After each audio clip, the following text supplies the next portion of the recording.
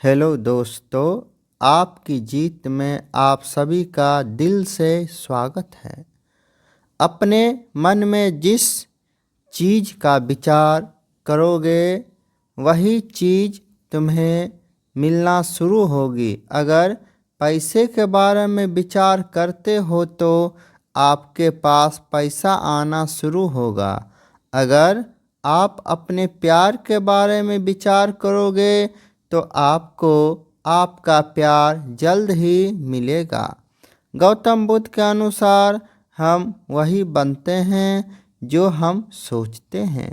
जिस तरह कोई व्यक्ति बुरी सोच के साथ बोलता या काम करता है तो उसे कष्ट ही मिलता है, वही यदि कोई व्यक्ति शुद्ध विचारों से बोलता या काम करता है तो उसकी परछाई की तरह खुशी उसका साथ कभी नहीं छोड़ती। वही गौतम बुद्ध की यह कहानी जो आज हम आपको बताने जा रहे हैं, इसे सुनने के बाद आप जीवन की सभी समस्याओं को चुटकियों में हल करने में सक्षम रहेंगे। दोस्तों, एक बार की बात है, महात्मा बुद्ध प्रवचन दे रहे थे। प्रवचन में आसपास से बहुत से लोग शामिल थे।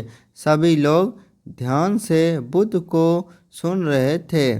कुछ देर में प्रवचन समाप्त हो गया। तब लोगों ने बुद्ध को प्रणाम किया और अपने अपने घर तो चल पड़े, पर एक युवक वहाँ पर ही बैठा रह गया। बुद्ध की नज़र उस युवक पर पड़ी तो वे कुछ पूछ बैठे, क्या बात है? कोई जिज्ञासा है क्या? युवक बुद्ध के पास गया, प्रणाम करके बोला, प्रभु, बहुत उलझन में हूँ। जितना इस बारे में सोचता हूँ उतना ही उलझ जाता हूँ। कैसी उलझन है वत्स? बुद्ध ने प्रश्न किया। युवक हाथ जोड़कर बोला, प्रभु, यह संसार कितना विशाल है। संसार में लाखों करोड़ों लोग निवास करते हैं। उनमें से भी एक से बढ़कर एक विद्वान, कलाकार, योद्धा। ऐसे में उन सब के बीच में जैसे समान प्राणी का क्या मूल्य है? युवक की बात सुनकर बुद्ध मुस्कुरा दिए। वे बोले, तुम्हारी जिज्ञासा का उत्तर मिल जाएगा, पर इसमें थोड़ा सा समय लगेगा। क्या तब तक मेरा एक छोटा सा काम कर सकते हो? प्रभु, यह तो मेरे लिए गर्व का विषय है कि मैं आपके काम आ सकूं। युवक ने पुनः अपने हाथ जोड़ दिए और कहा, आप आदेश करें। रघुबद्ध ने युवक को एक चमकीला पत्थर देते हुए कहा, तुम्हें इस पत्थर का मूल्य पता करना है, पर ध्यान रहे इसे बेचना नहीं है, सिर्फ इसका मूल्य पता करना है। जैसे आज्ञा प्रभु। ऐसा कहते हुए युवक ने बुद्ध से वह पत्थर ले लिया। उसने एक बार फिर उन्हें प्रणाम किया और बाजार की ओर चल पड़ा। बाजार वहाँ से ज़्यादा दूर नहीं था। युवक थोड़ी देर में वहाँ पहुँच गया। वह सुबह का समय था, इसलिए बाजार अभी ठीक से लगा नहीं था। युवक ने जिज्ञासा बस इधर उधर नज़र दौड़ाई। उसे एक पेड़ के नीचे एक दुकानदार नजर आया। वह आम बेच रहा था।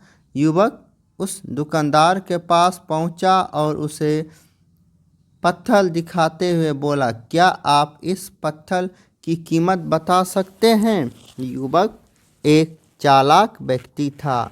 पत्थर की चमक देखकर वह समझ गया कि अवश्य ही वह कोई कीमती पत्थर है। वह बनावटी आवाज़ में बोला, देखने में तो कुछ खास नहीं लगता, पर मैं इसके बदले 10 आम दे सकता हूँ। दुकानदार की बात सुनकर युवक को हल्का सा क्रोध आ गया। वह मन ही मन बताया, यह आदमी मुझे बेवकूफ़ समझता, इतना सुंदर पत्थर और इसका मूल्य सिर्फ 10 आम अवश्य ही। यह झूठ बोल रहा। युवक को चुप देख दुकानदार बोल उठा, क्या कहते हो, निकालो आम। पर युवक ने दुकानदार को कोई जवाब नहीं दिया। मैं चुपचाप आगे बढ़ गया। सामने एक सब्जी वाला अपनी दुकान सजा रहा था। युवक उसके पास पहुंचा और उसे पत्थर दिखाते हुए उसका मूल्य पूछा। उस पत्थर को देख सब्जी वाले की आंखें खुली से चमक उठी। वह मन ही मन सोचने लगा, यह पत्थर तो बहुत कीमती जान पड़ता है। अगर यह मुझे मिल जाए तो मज़ा ही आ जाएगा। क्या हुआ भाई, कहाँ खो गए? युवक ने दुकानदार की चंदरा थोड़ी सब्जी वाला चौंकता हुआ बोला, कुछ नहीं, मैं तो बस मन ही मन इसकी कीमत की गणना कर रहा था। वैसे मैं इस पत्थर के बदले एक बोरी आलू दे सकता हूँ। सब्जी वाले के चेहरे की कुटिलता देखकर युवक समझ गया कि यह दुकानदार भी मुझे मूर्ख बना रहा है। मुझे किसी और से इसका मूल्य पता करना चाहिए। यह सोचता हुआ युवक आगे बढ़ गया। सब्जी वाले दुकानदार ने युवक को पीछे से आवाज़ लगाई, क्या हुआ भाई? अगर आपको यह मूल्य कम लग रहा है तो बात बताइए तो सही, मैं इसे बता दूंगा। पर युवक ने उसकी बात पर ध्यान नहीं दिया। वह अब इधर उधर किसी ऐसे व्यक्ति को खोजने लगा जो जानकार हो और उस पत्थर की सही मूल्य बता सके। युवक को लग रहा था कि अवश्य यह कोई कीमती पत्थर है, शायद कोई जौहरी इसका सही मूल्य बता सके। यह सोचता हुआ युवक एक जौहरी की दुकान पर पहुंचा। जौहरी अपनी दुकान को अभी खोल ही रहा था। उसने युवक को अपनी दुकान की तरफ आते हुए दूर से ही देख लिया था।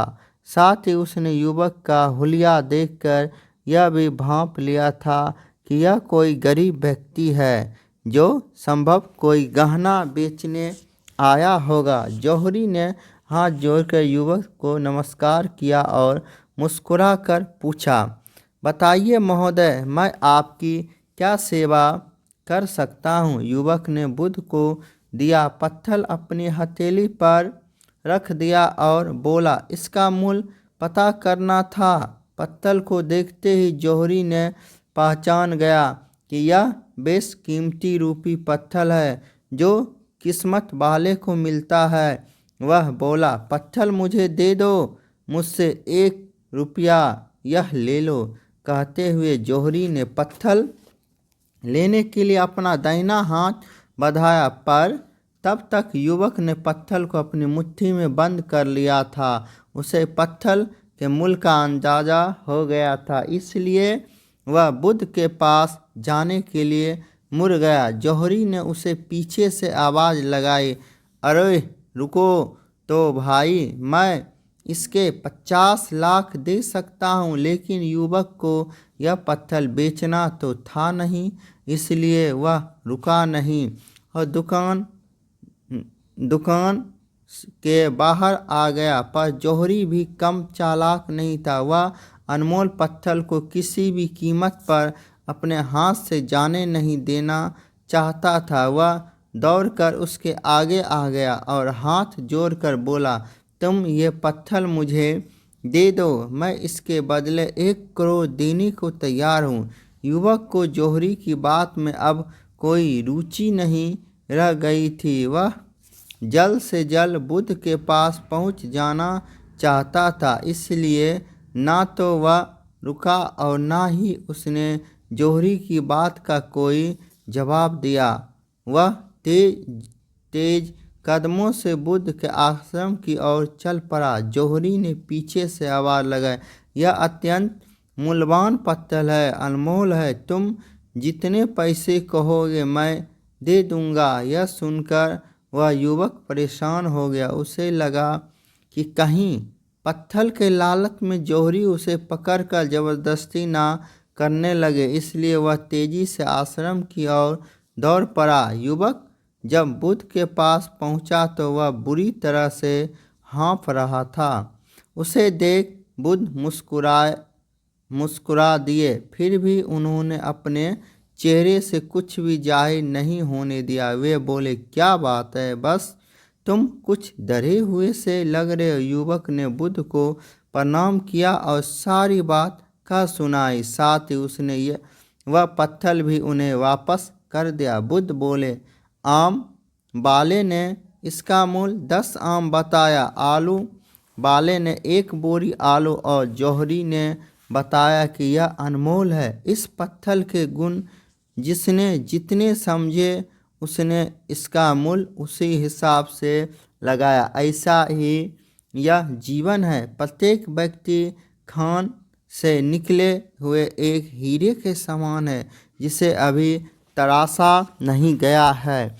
जैसे जैसे समय की धार व्यक्ति को तराशती जाती, व्यक्ति की कीमत बढ़ती जाती। यह दुनिया व्यक्ति को जितना पहचान पाती उसे उतनी ही महत्ता देती। कहते हुए बुद्ध एक क्षण के लिए रुक के फिर बोले, किंतु आदमी और हीरे में अंतर यह है, हीरे को कोई दूसरा तराशना है और व्यक्ति को अपने आप को स्वयं की तराशना पड़ता है। जिस दिन तुम अपने आप को तलाश लोगे, तुम्हें भी तुम्हारा मूल्य अपने मन में खुद के बारे में विचार करता है। वह व्यक्ति उसी के समान बनता है। किसी व्यक्ति को अगर दुनिया की किसी भी कीमत से सच्चे मन से लगा हो तो वे इंसान उस चीज़ को प्राप्त कर लेता है। वही जो इंसान अपनी मन छाई चीज़ को प्राप्त करने में अक्सर था, उस इंसान ने अपने मन में सच्चे भाव से उस चीज़ को चाहा नहीं होता। वही दोस्तों, गौतम बुद्ध की इस प्रेरणादायक कहानी को अपने मित्रों के साथ शेयर जरूर कीजिए ताकि उन्हें भी गौतम बुद्ध के असल ज्ञान के बारे में पता चल सके। नमो बुद्धाय।